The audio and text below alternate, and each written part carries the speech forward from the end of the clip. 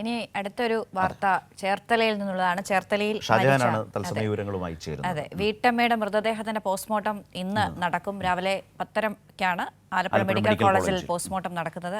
അമ്മയെ അച്ഛൻ കൊലപ്പെടുത്തി എന്ന മകളുടെ നിർണായക മൊഴിയുടെ അടിസ്ഥാനത്തിലാണ് മൃതദേഹം പോസ്റ്റ്മോർട്ടം ചെയ്യുന്നത്. ഷാജഹാൻ വിവരങ്ങൾ നൽകും. ഷാജഹാൻ വന്നു കഴിഞ്ഞു. Good morning. ഞങ്ങൾ ഈ പറഞ്ഞതിന്റെ തുടർച്ചയിൽ എന്താണ് സംഭവിച്ചത്? ആ മൊഴി നിർണായകമായതിനെ തുടർന്നാണോ? മോർണിംഗ്. എന്തായിരുന്നു കാര്യങ്ങൾ ഇതിലെ? ഈ വിഷയം എന്താണ്? ശരത്ത്, കഴിഞ്ഞ ജനുവരി 8-ാം തീയതിയാണ് കാര്യം. ഈ ഭാര്യയും ഭർത്താവും തമ്മിൽ നിരന്തരം പ്രശ്നങ്ങളായിരുന്നു. ഭർത്താവ് ഭാര്യയെ മർദ്ദിക്കുമായിരുന്നു. സോണി എന്നാണ് ഭർത്താവിൻ്റെ പേര്, ഭാര്യയുടെ പേര് സജി എന്നാണ്.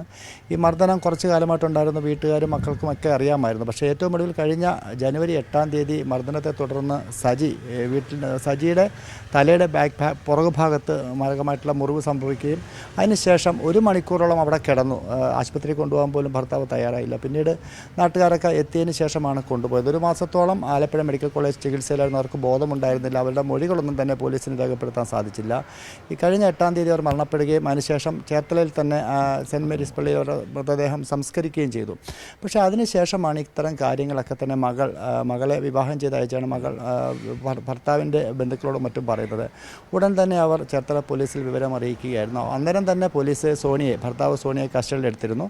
കസ്റ്റഡിയിലെടുത്തതിന് ശേഷം ഇന്നലെ വൈകിട്ടോടുകൂടി RDOയുടെയും മറ്റും സാന്നിധ്യത്തിൽ മൃതദേഹം വീണ്ടും അവിടെ നിന്ന് പുറത്തെടുക്കുകയും ആലപ്പുഴ മെഡിക്കൽ കോളേജിൽ പോസ്റ്റ്മോർട്ടത്തിനായിട്ട് കൊണ്ടുപോയിരിക്കുകയാണ്. ഇദ്ദേഹം, അതായത് സോണിയും, അദ്ദേഹം ഒരു കട നടത്തുകയാണ്. അദ്ദേഹത്തിൽ കടയിൽ നിൽക്കുന്നൊരു പെൺകുട്ടിയുമായിട്ട് ചില ബന്ധങ്ങളുണ്ട്. ആ ബന്ധങ്ങളാണ് ഇത്തരം പ്രശ്നങ്ങൾക്ക് കാരണം എന്നുള്ളതാണ് നമുക്കിപ്പോൾ അറിയാൻ സാധിക്കുന്നത്. ശരത്ത്, ഓക്കെ. ഏതായാലും ഇപ്പോൾ ഷാജഹാൻ സൂചിപ്പിച്ചതുപോലെ ഇന്ന് തുടർ നടപടികളുണ്ട്. പോസ്റ്റ്മോർട്ടം ചെയ്യാൻ പോവുകയാണ്. ഒരു മൊഴിയുടെ അടിസ്ഥാനത്തിലാണ് ഇപ്പോൾ കേസ് പോലീസ് കുറെ കൂടി ഗൗരവത്തോടെ ആ സംശയമടക്കം ദൂരീകരിക്കുന്ന നടപടികളിലേക്ക് പോകുന്നത്.